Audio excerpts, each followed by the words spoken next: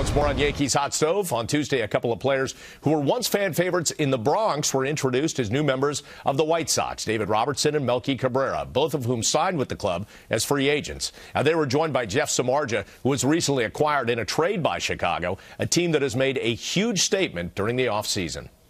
Growing up Northwest Indiana, came to a lot of games. You know, you get those $9 tickets, and you get to sit right in that second deck. And remember a lot of old memories. I remember watching Sammy Sosa play his early games here before he was traded, and the list goes on. So to be able to come here and play and be a part of it's really exciting, and it's definitely feels like I've came full circle in my professional career, and I'm just excited to be here and excited to take advantage of all that emotions and excitement I have and just let it all out on the field.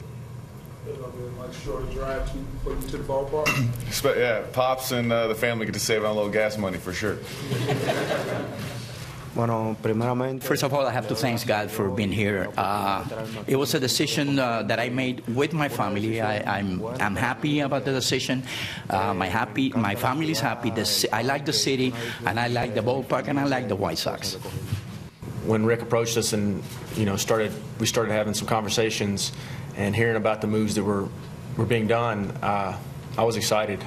Obviously, they've got a great squad here, and making them even tougher is something I want to be a part of. So I'm excited to be here. I'm excited about all the moves that have been made because it really made everything work out for me.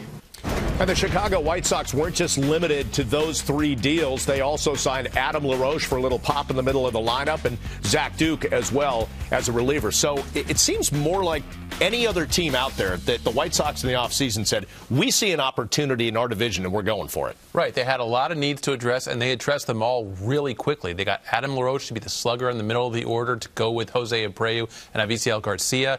They really improved the bullpen with Zach Duke from the left side and obviously David Robertson, the closer.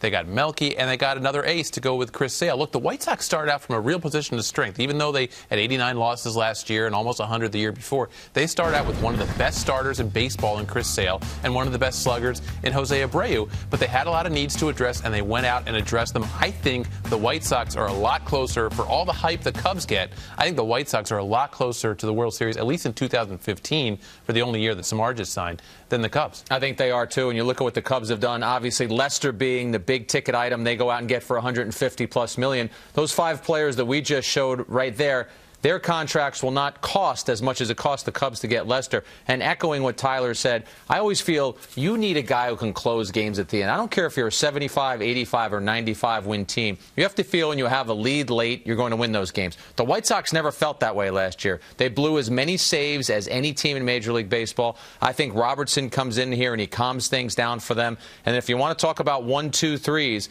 you can go with Sale, Samardzija, and Quintana to start a series against somebody. That's pretty imposing.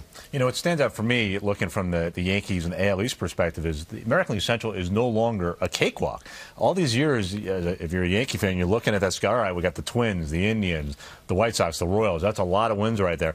Now only the Twins are a subpar team. The AL Central has 4 very competitive teams. And, Jack, just back to your point, now if you're Sale and Samardzija, you look at the back end and you say, oh, we've got Duke, we've got Robertson, we've got guys who can actually finish off potential wins for us instead of us losing those potential wins. Right, instead of letting so many of those games drift away as they had last year. But you also look at a guy like Sale and Samardzija. These guys are going to give you some distance in games, too. And no one wins the offseason. You can win the offseason, but it doesn't really work until you get to games. And there is that rotation that we're hinting at. But they've won the offseason for me. Now let's see if they can take it into the season. That division is going to be fun to watch.